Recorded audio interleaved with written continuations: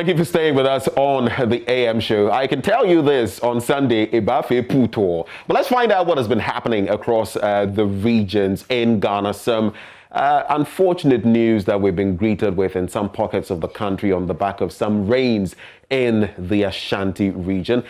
We connect now with my colleague with Love FM, Nanaya Jima, who joins us for this conversation. Nanaya, thank you for joining us as we get into the nitty-gritty in the Ashanti region. Let's start with the rains. The floods have come 2 days in a row, and many have been affected. That year-old boy losing his life.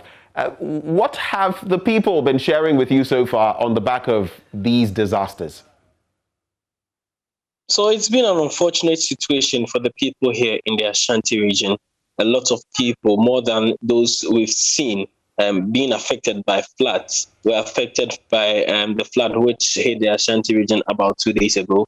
On Thursday, that's the first part of the flooding incidents areas in the Inshayaso constituency, particularly Paraku, we have Daban, and also Atasmaso being affected by the flood, and a number of homes were inundated by flood waters. We can name the former Ashanti regional minister and also once mayor of Kumasi, Mr. Samuel Sapon, who has part of walls in his home broken down by the flood incident. The whole area, Paraku Estate, large portions of it were affected. A number of people had flood waters entering their homes, destroying some of their property that they've acquired over the period. There is a lot of the people, especially those who are now, beginning life, were really, really saddened by the situation. A number of floods being realized in Kumasi are being attributed to the blockage of waterways. Some people are filling waterways, and the NADMO has also corroborated such information that have been coming from residents who are affected. Waterways are being filled by private developers to put up their homes or for new developments in these areas. So the areas that I'm talking about, that's the Paraku Estate, the Daban and Atasmaso are classified as first-class residential areas, and these are areas a number of people would cherish to live in. So lands there are hotcakes. Due to the difficulty in acquiring lands, some people are buying lands in waterways and filling it up for their own construction. And this have been the major reason why we have the Inshayaso constituency, as a matter of fact, the first-class residential areas being the largely affected areas by the floods. Also, traditional areas like Sawaba and other communities where there are challenges with bridges and drainage are also getting flooded. This is probably the flood which has largely affected most of the people in the Ashanti region. I haven't witnessed or covered any of such incidents since I started my journalism career. If you come to the Ashanti region, virtually every area is experiencing some flood. The calls keep coming in, complaints of areas getting flooded. It's now everywhere in the region. So it's been a difficult situation for the past 2 days. Now this morning the clouds are forming, they are gathering, and the prayer is that it doesn't rain anymore. Help people at least salvage the few that they can from their homes. Yesterday the Kejetia, new Kejetia market was also flooded, and this is the second time such incident is being recorded in the Kejetia market. A number of traders have lost their wares. Well, we'll be talking about that situation at the Kejetia market, but it's interesting that you paint the picture that even this morning clouds are forming, because as of today, the Ghana Meteorological Agency is telling us that in flood-prone areas in different regions, including the Ashanti region, people should seek asylum elsewhere. That is when they see the rain clouds forming, because indeed heavy rains are expected across the country. So I think if you're watching us, that is something to take stock of if you find yourself in some flood-prone areas in the Ashanti region. But Nanaya, on the issue of that year-old boy who unfortunately lost his life in recent days, what is the latest development in terms of the family? Has the body been found? What is the latest in terms of those who may have, lost not just property but life in these floods? So in the past 2 months, I've covered different incidents of flood, and 3 lives or 3 deaths have been recorded through flooding in the past 2 months in the Ashanti region. Latest is this boy, Mohammed Awal, who lived until his second birthday. And this young man was traveling with his mother in a tricycle. Unfortunately, it got stuck in the middle of a flood. They had to get down and try making the journey by foot. This was when the boy and his mother were swept by the flood waters. But fortunately for the mother, she was rescued by some people, but the boy died in the incident. The body has been found somewhere around midday yesterday by a search party, which the assembly had to release into these areas to help find the boy. So the boy has been found dead, and the families made efforts to yesterday to bury the child. Now, the prayer is that none of such incidents is recorded again in the Ashanti region, but the same area, Sawaba, and its environs, including Aloga Junction, yesterday once again were flooded. Now, the problem with Sawaba is that part of the bridge at linking Sawaba and the affordable housing area have caved in. So this is what is creating the challenge in this area. And whenever it rains, it could be torrential rains, it could be slight rain for the place flat. So it's a major issue here in the Ashanti region. Not too long ago, the Aspermampong area, I'm talking about somewhere close to this same spot where this happened.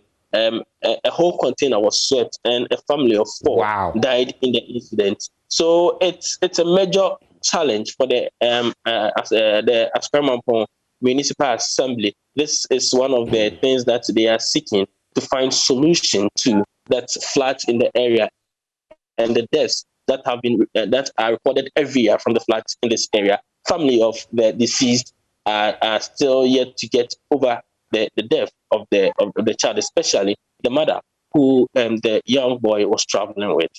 And it definitely would be traumatizing. We can't even begin to imagine how she would be feeling, she particularly, and the rest of the family. But from there, let's zero in on the Kejetia area, where there's a lot of bustle, activity, and we hear that the Kejetia market itself got inundated with flood waters, and it's led to property worth thousands, many thousands of cedis being lost, being affected. Give us some more details about that. We've seen the footage and all of that. What more can you share on that subject? So this is not the first time Kejetia is experiencing such floods. After it was opened for trade, it got flooded, and according to management of the Kejetia markets, the contractors still have some clause in the contract that if they should experience any of such incidents, these contractors will come down and help fix the situation and find lasting solution to the challenge. But this is the second time it's happening. According to contractors, according to management of this Kejetia market, steps have been taken. So we do not know how this second incident was again recorded. Yesterday, it was, I should say, the area that flooded in the market it was more than what was realized in the first time. This time, even the administration of the market, that the offices of the administrators flooded. And it's one challenge that the Kumasi Metropolitan Assembly is now facing. A lot of traders had their wares inundated or destroyed by the flood waters. Now, I can say cost of these wares are running into thousands of cities. As late as 9 p.m., there were still some traders within the market trying to salvage some of their wares and also try prepare the place for trade today. This morning, we'll be going back to the market and try to find out more about what management is doing about the situation and also how traders are taking this challenge that they are realizing again.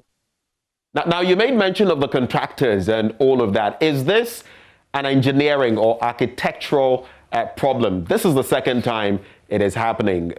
What is the move to remedy the situation? Now that the rains are here, if something is not done quickly, it could happen again. So far, what has been that push for this to be rectified? Now, it has not been fully identified as an engineering or architectural challenge, but according to managers of the market, the contract had clause that if they should realize any infraction or any challenge with the building that was put out there, they get the contractors back to the site to work on it. Unfortunately for the management of the market, the contractors are still in the region. They are on the second phase of the market. So if they should approach them and give them this problem that they are encountering, obviously they will move in and help fix the problem. That is if the challenge is an engineering problem. But according to the people, the eyewitnesses, or those trading in the market, the floodwaters was coming from outside the market, that the zoo area. And as I said earlier, portions of the Ashanti region have been flooded by the 2 days torrential rainfalls that the Ashanti region encountered. So we are yet to ascertain whether this is a situation or a problem that the contractors of this market can fix immediately. That is, if it's an engineering or an architectural problem. Nanayao, let's wrap on another related matter. I say related because it is a double impact if the rains are hitting and the roads are also bad. In the Ikrimakwauma area, we know that residents have been complaining bitterly about the state of their roads. What is the latest you can share with us on, give us a picturesque view of some of these roads, where they can be located, and what the residents have been saying, really? So the Achuma road, that's the main road.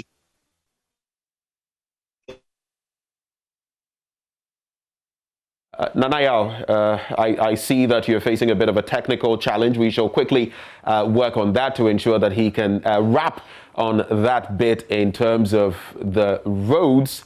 Nanayao, if you can hear me, do continue. Benjamin, you're very audible here. Okay.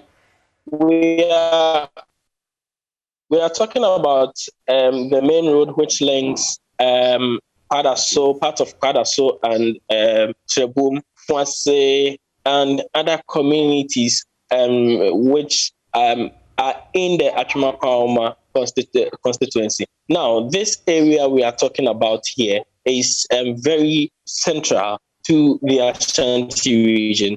Through this route, you can link areas like Manson and other parts of the Ashanti region. Now, this road has been under construction for over 5 years since the NPP government came to power. Now, the president not long ago, during the campaign period, visited the road, visited the area. He couldn't use this road, which was shorter to the destination because it was in a poor shape. So, if I can give you a picture, I paint a picture of this area. It's an untarred road. Now, some engineering works have been done, drains have been made, and it's a dusty, bumpy road, and it's difficult to make a journey across this road. It's a very poor one, I can say. Those who living along the stretch whenever they are coming to the central business district, when you go by commercial bus, whoever joins these vehicles comes with extra cloth to, at least to help them get along the route, especially so that they are aware their clothing will not be dusty. So it's a very poor route, dusty and very bumpy. Now, during the electioneering period, the president visited the area.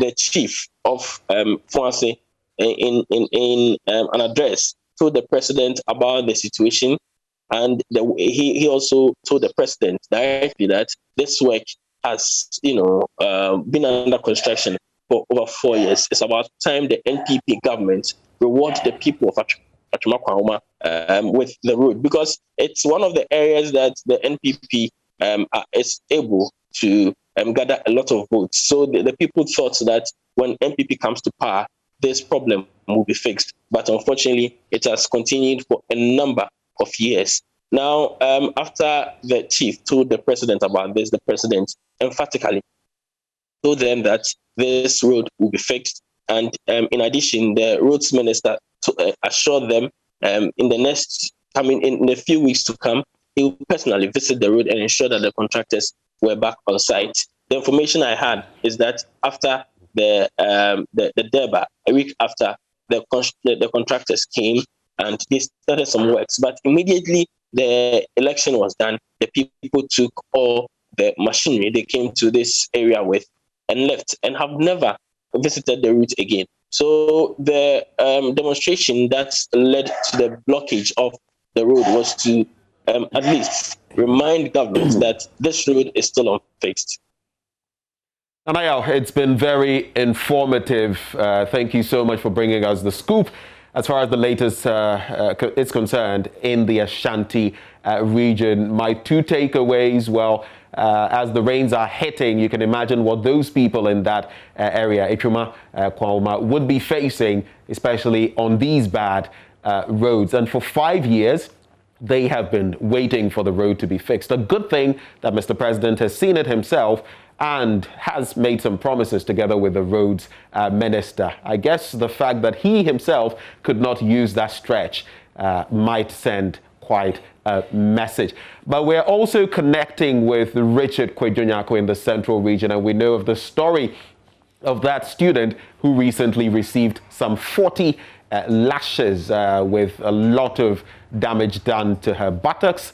And that raging story continues. Richard, a very good morning to you. Thank you for joining the conversation. Good morning. Great. So we know about this story of the young lady who received 40 lashes. Her colleague student refused to receive those lashes simply because they went out without an exeat in the KEEA area. Now, give us the latest on this development. I know the lady had to receive some medical treatment.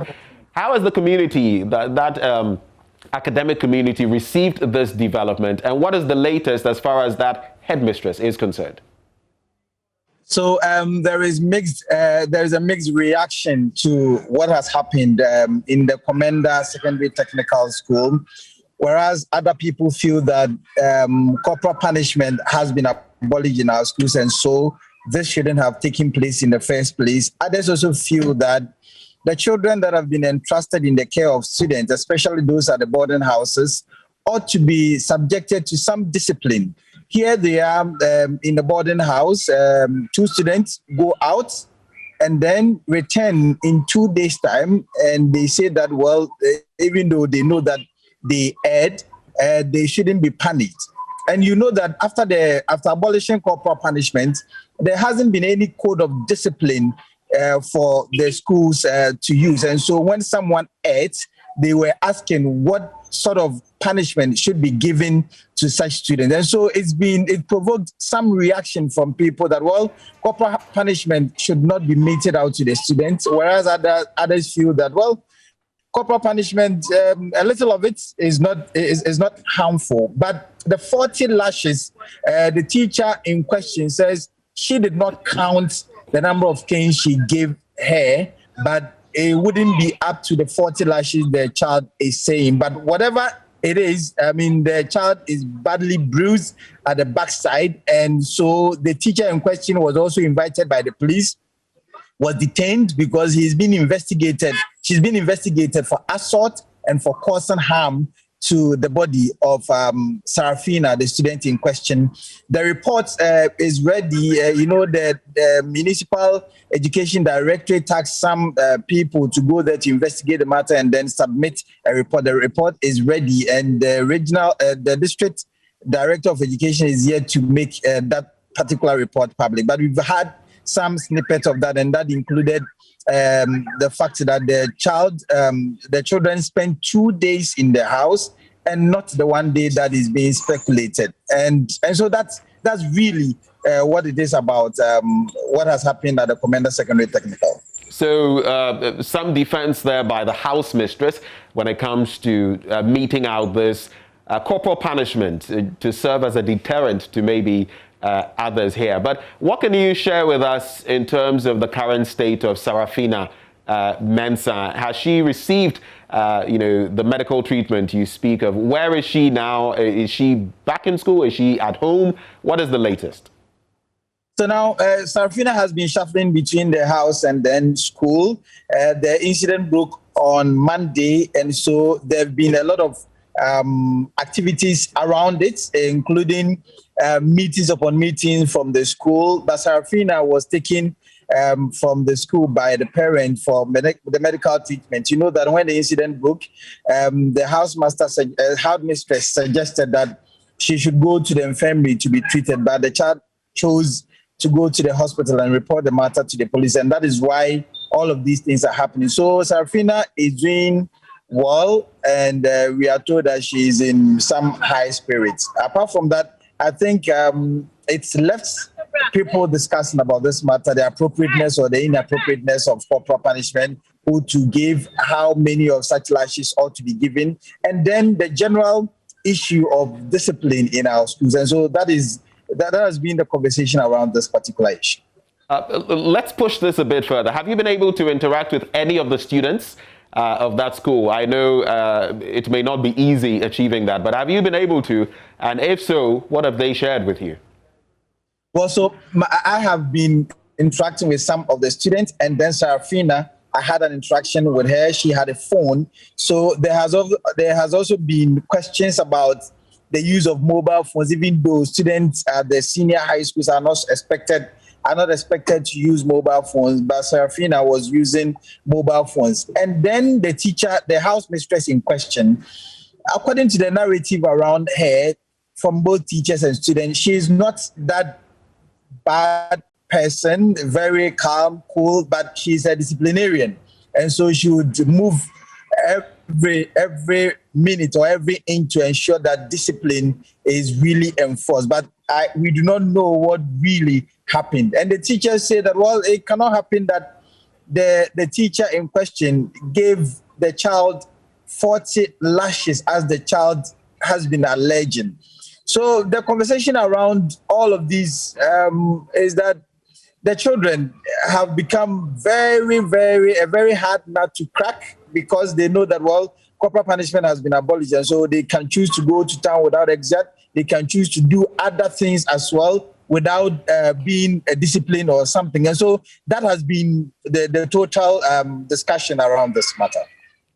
Richard, I can't let go of you without making mention of the rains. And as I indicated to Nana Yao a short while ago from the Ashanti region, there is that latest development as far as the GMET is concerned, giving caution to people that, especially in like the central, western, Greater Accra, Ashanti regions, in flood-prone areas, people should be very careful that in the coming days, in the coming week or so, there are going to be heavy rains, and that people should seek asylum when needed. What is the current situation when it comes to the rains in the central region? What is the latest you can report on that? And what has been happening, basically?